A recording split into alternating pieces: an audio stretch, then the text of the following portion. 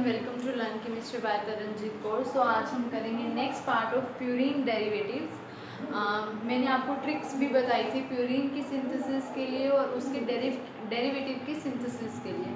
अगर आपने किसी ने वो ट्रिक्स नहीं देखी है, याद करने का आपको मेथड बताया था किस तरह से कर सकते हो, तो प्लीज़ जाके वीडियो 1 और 2 ज़रूर देखना।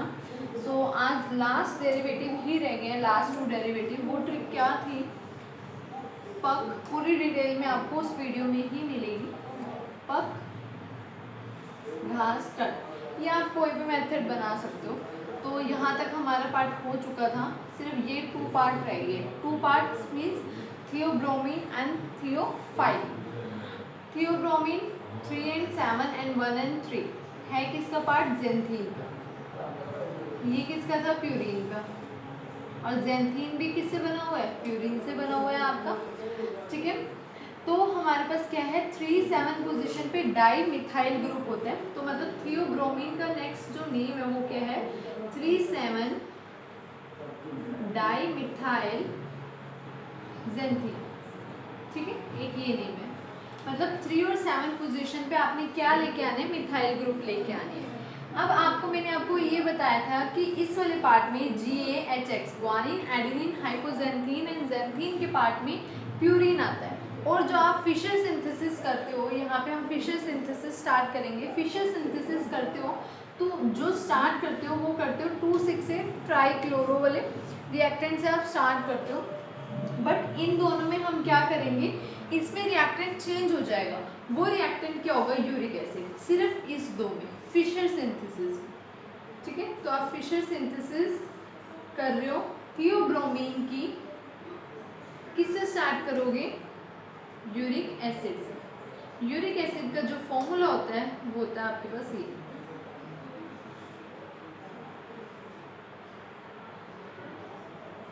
ठीक है, अब सबसे पहले आपको 3 और 7 पोजीशन पे मिथाइल ग्रुप लेके आना है। तो मिथाइल आयोडाइड डाल दो, बेस की प्रेजेंस में डाल दो। तो सबसे पहले क्या होगा, एक रिंग के अंदर चेंज होगा। कौन सी रिंग? फर्स्ट वाली रिंग के अंदर।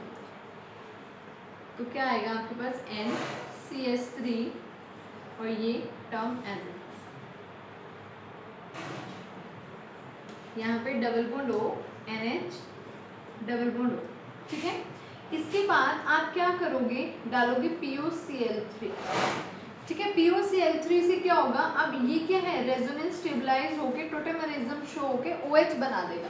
जैसे ही OH बनाएगा, OH कन्वर्ट हो जाएगा Cl ग्रुप से, क्योंकि हमने क्या करना है, इस ग्रुप को रिमूव करना है। सिर्फ और सिर्फ जो आपके पास थियोब्रोमीन का स्ट्रक्चर होता है 3 and 7 पोजीशन पे मिथाइल ग्रुप होता है, बाकी स्ट्रक्चर एज इट इज रहता है। तो हमें इसको रिमूव करना पड़ेगा, तो पहले हमें गुड लिविंग ग्रुप में उसको मेक करना पड़ेगा। तो इसीलिए हमने क्या किया, OH बनाया, OH को कन्वर्ट किया Cl के अंदर।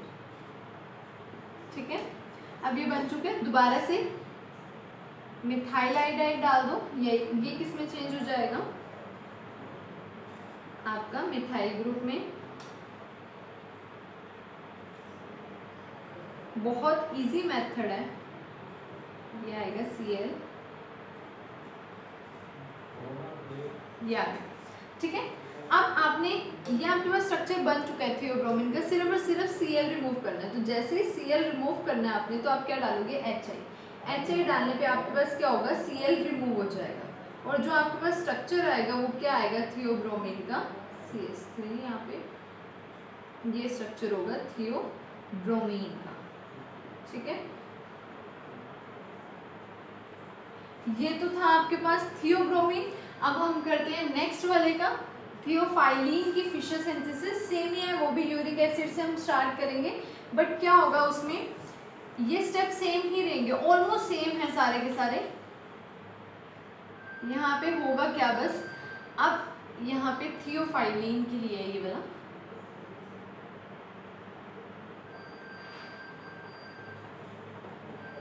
Theophylline and 1,3-dimethyl xanthine।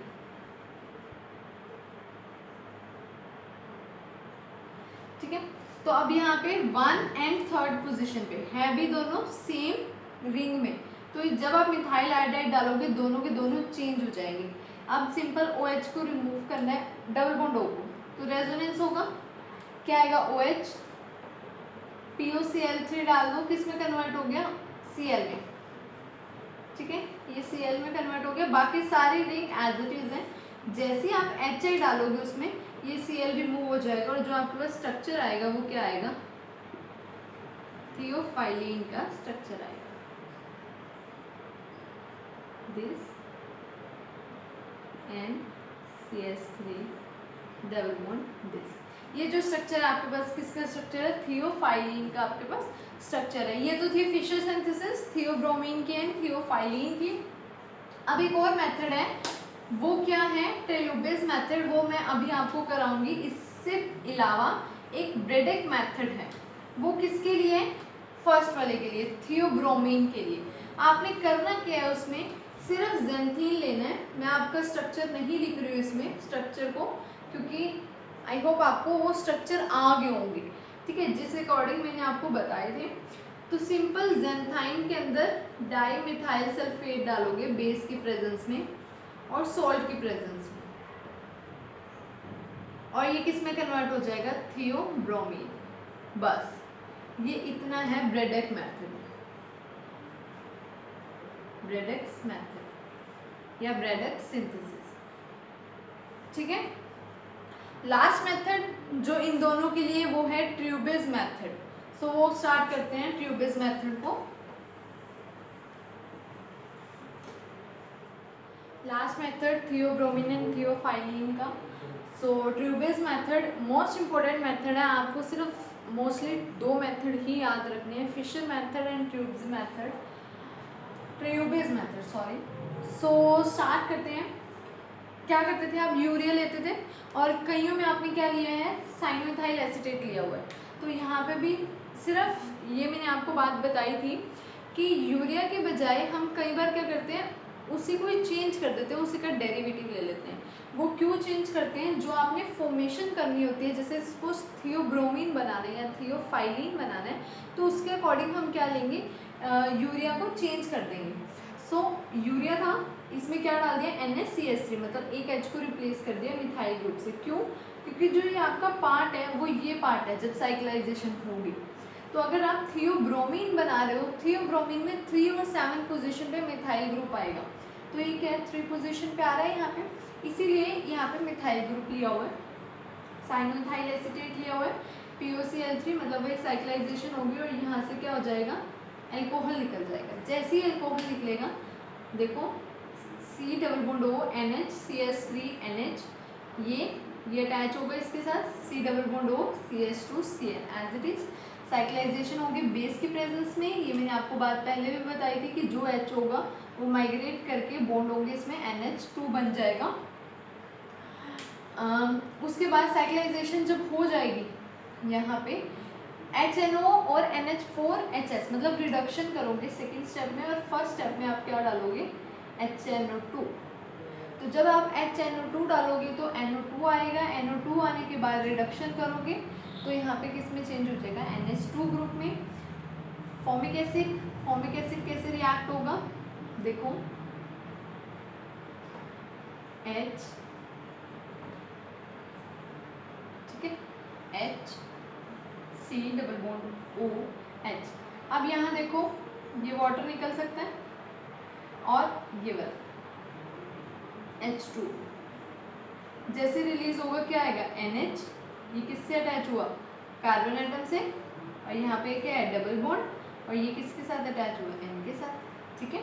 तो ये आपके पास क्या आ जाएगा, इसके साथ ऑलरेडी H साइक्लाइजेशन हो चुकी है, अब सेम स्ट्रक्चर बन चुके हैं। थियोब्रोमीन बनाना है तो इस पोजीशन पे आपको मिथाइल आना है, तो मिथाइल आयोडाइड बेस के प्रेजेंस में ऐड कर दो, CH3 आ जाएगा और आपके पास स्ट्रक्चर किसका आ जाएगा, थियोब्रोमीन। सिर्फ और सिर्फ यहाँ पे क्या आ जाएगा, CH3। ये स्ट्रक्चर किसका है, थियोब्रोमीन का। नेक्स्ट थियोफाइलिन के लिए, इसके बाद आपके सारे के सारे डेरिवेटिव की सिंथेसिस खत्म हो जाएगी। तो ये जो है लास्ट ट्यूबेज मेथड है किसका, थियोफाइलिन का। थियोफाइलिन का मतलब क्या है, 1 and 3 पोजीशन पे डाई मिथाइल ग्रुप होना चाहिए। तो आपने क्या लिया, यूरिया।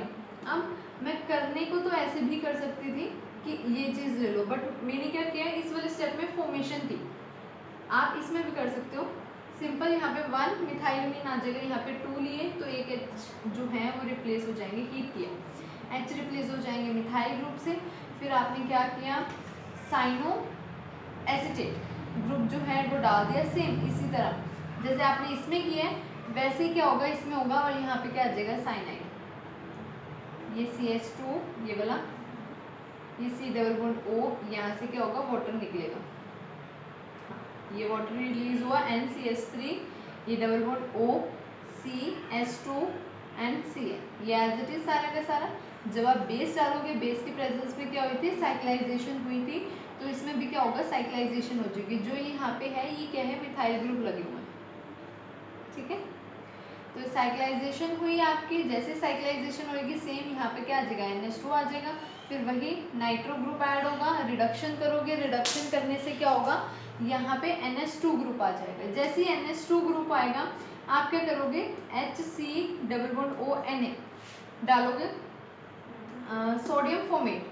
तो जब आप ये डालोगे क्या होगा, सेम जैसे आपने इस स्टेप में किए साइक्लाइजेशन, मतलब सेकेंड रिंग जो है हमने फॉर्मेशन करनी है, तो यहाँ पे NH, अब रिलीज देखो यहाँ से क्या हुआ है NaO एंड ये H, NaO एंड H ये रिलीज हो गया है, और एज इट इज सारा का सारा ग्रुप NHCHO ग्रुप आ गया, NHCHO ग्रुप आ गया, बेस की प्रेजेंस में ऐड करोगे इसकी साइक्लाइजेशन हो जाएगी। जैसे साइक्लाइजेशन होगी आपके पास क्या बन जाएगा, थियोफाइलिन का स्ट्रक्चर बन जाएगा, ठीक है।